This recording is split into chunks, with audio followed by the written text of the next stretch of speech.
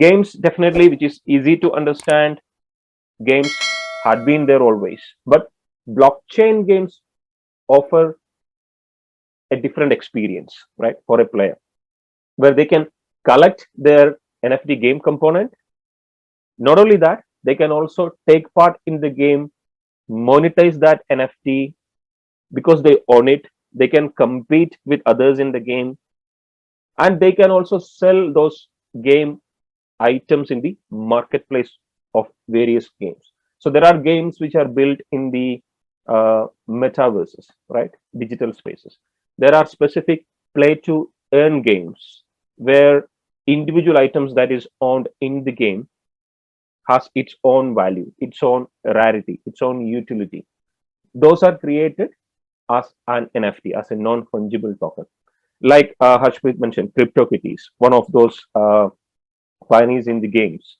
So CryptoKitties, all those kitties individually, they exist. They have its own characteristic, genetic components.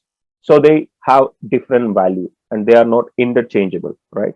So you can go and buy either from the marketplace or you can uh, get them as part of the game. So the game structures might differ in different games, but the utility of NFT can also differ depending on the game. So Axie Infinity, one of the very popular game recently, especially during the COVID pandemic time, where one country mostly lived on that game because Axie Infinity, which comes or starts with three axes, like small creatures, Axie, they're called axes. Those three creatures, that's where you start building your team, you start fighting, you enter into battles, you breed those axes, and these axes are unique.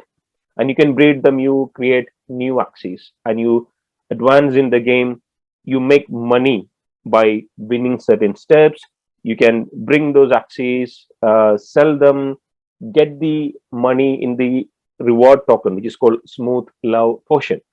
And that's one structure. And the country like Philippines, during the COVID pandemic time, people were just playing that game and making money out of it and having a living out of it, right? So that's one amazing combination of entertainment, technology, utility, cryptocurrency, the complete ecosystem. So that's why I love NFTs when it becomes usable, right? Axie Infinity, F1 Delta Time, Abagoch, there are plenty of them. So many of them are there, but these are just like some examples. Gods Unchained, My Neighbor Alice, Splinterland, and even in the new metaverses that are being created, like Decentraland or Sandbox, in all of them, there are so many new games that people build. Like you can even buy your land and build games on it. So depending on the taste of people, the gaming experience might be different.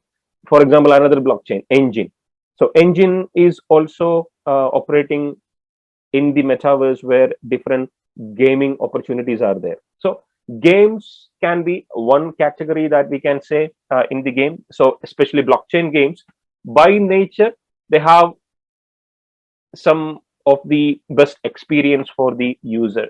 Because if you look into the gaming industry, so far until 2019, the money that is spent in the games, mostly people who play games, they spend money to advance, they spend money to buy items and collectibles, which actually they don't own.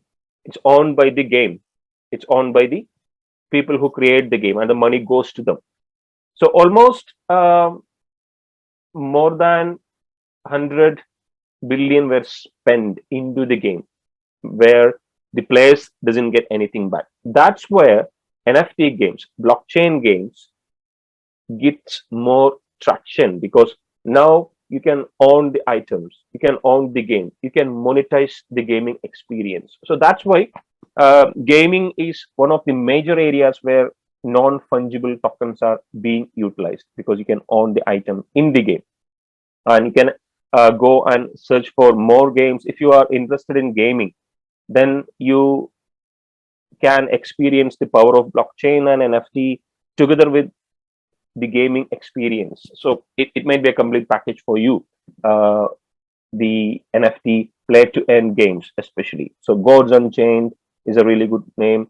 There are specific sport related games like Sorare.